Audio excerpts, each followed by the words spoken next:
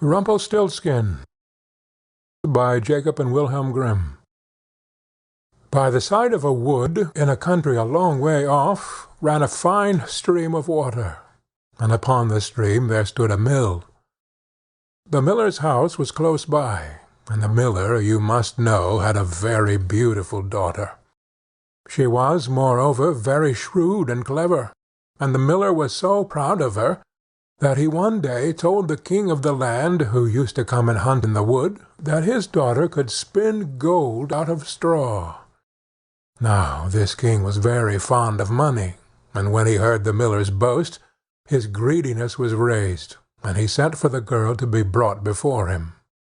Then he led her to a chamber in his palace, where there was a great heap of straw, and gave her a spinning wheel, and said, "All this must be spun into gold before morning, as you love your life." It was in vain that the poor maiden said that it was only a silly boast of her father, for that she could do no such thing as spin straw into gold. The chamber door was locked, and she was left alone. She sat down in one corner of the room and began to bewail her hard fate. But suddenly the door opened, and a droll-looking little man hobbled in and said, "Good morrow to you, my good lass. What are you weeping for?" "Alas," said she, "I must spin this straw into gold, and I know not how." He took her at her word, and sat himself down to the wheel, and whistled and sang, "Round about, lo and behold, reel away, straw into gold." And round about the wheel went merrily. The work was quickly done, and the straw was all spun into gold. When the king came and saw this, he was greatly astonished and pleased. But his heart grew still more greedy of gain, and he shut up the poor miller's daughter again with a fresh task. Then she knew not what to do, and sat down once more to weep. But the dwarf soon opened the door, and said, "What will you give me to do your task?" "The ring on my finger," said she. So her little friend took the ring, and began to work at the wheel again, and whistled and sang, "Round about, lo and behold, reel away, straw into gold," till long before morning all was done again. The king was greatly delighted to see all this glittering treasure, but still he had not enough. So he took the miller's daughter to a yet larger heap, and said, "All this must be spun to-night, and if it is, you shall be my queen." As soon as she was alone, that dwarf came in, and said, "What will you give me to spin gold for you this third time?" "I have nothing left," said she. "Then say you will give me," said the little man, "the first little child that you may have when you are queen."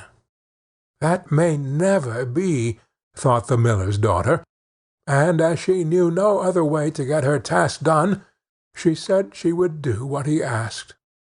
Round went the wheel again to the old song, and the manikin once more spun the heap into gold.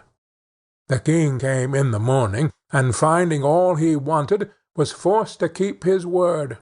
So he married the miller's daughter, and she really became queen.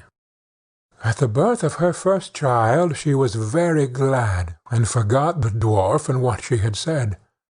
But one day he came into her room, where she was sitting playing with her baby, and put her in mind of it.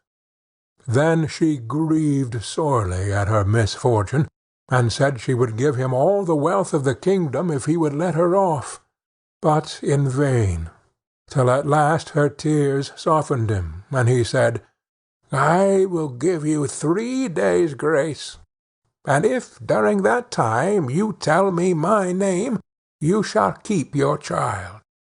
Now the queen lay awake all night, thinking of all the odd names that she had ever heard. and she sent messengers all over the land to find out new ones. The next day the little man came, and she began with Timothy, Ichabod, Benjamin, Jeremiah, and all the names she could remember. But to all and each of them he said, "Madam, that's not my name." The second day she began with all the comical names she had heard of, Bandy-legs, Hunchback, Crookshanks, and so on. But the little gentleman still said to every one of them, "Madam, that is not my name."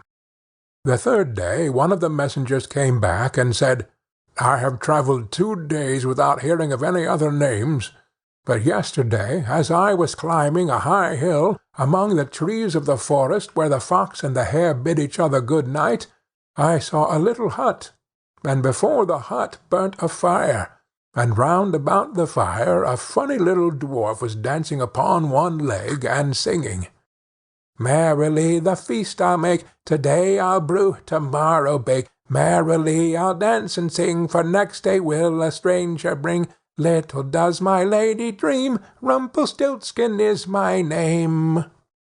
When the king heard this, she jumped for joy, and as soon as her little friend came, she sat down upon her throne, and called all her court round to enjoy the fun. And the nurse stood by her side with the baby in her arms, as if it was quite ready to be given up.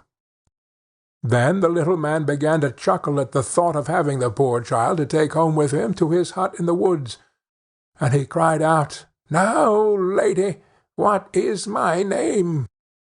"Is it John?" asked she. "No, madam." "Is it Tom?" "No, madam." "Is it Jemmy?" "It is not."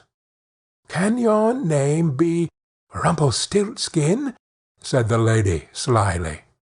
"Some witch told you that! Some witch told you that!" cried the little man, and dashed his right foot in a rage so deep into the floor that he was forced to lay hold of it with both hands to pull it out.